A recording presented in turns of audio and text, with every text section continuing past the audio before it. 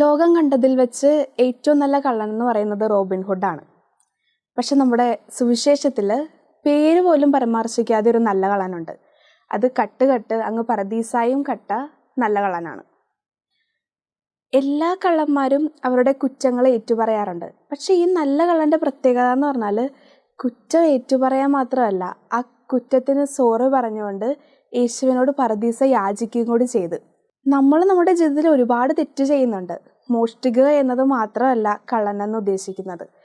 നമ്മൾ നമ്മുടെ ജീവിതത്തിൽ ചെയ്യുന്ന എല്ലാ തെറ്റും, അത് സഭയ്ക്കെതിരായാലും സമൂഹത്തിനെതിരായാലും നമ്മുടെ വ്യക്തി ജീവിതത്തിനെതിരായാലും തെറ്റ് തന്നെയാണ്. പക്ഷേ ആദ്യം വേണ്ടത് കുമ്പസാരിക്കാനുള്ള ഒരു മനസ്സാണ്, ഏറ്റുപറയാനുള്ളൊരു മനസ്സാണ്.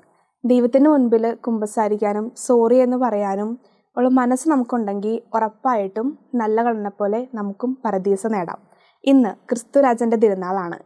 വിജയശ്രീ ലാളിതനായി സ്വർഗത്തിൽ രാജാവായി വാഴുന്ന ക്രിസ്തുരാജൻ്റെ അടുത്ത് ഇന്ന് നല്ല കള്ളനുണ്ടെങ്കിൽ ഇന്ന് നമ്മൾ ക്രിസ്തുരാജൻ്റെ തിരുനാൾ ആഘോഷിക്കുമ്പോൾ നമുക്കും പ്രാർത്ഥിക്കാം, അങ്ങ് സ്വർഗത്തിലായിരിക്കുമ്പോൾ എൻ്റെ ജീവിതത്തിൻ്റെ നല്ല പാതയിൽ എന്നെ നയിച്ച് നല്ല കള്ളനായി ജീവിച്ച് സ്വർഗത്തിലെത്താൻ എന്നെ അനുഗ്രഹിക്കട്ടെ. ക്രിസ്തുരാജൻ ജയിക്കട്ടെ.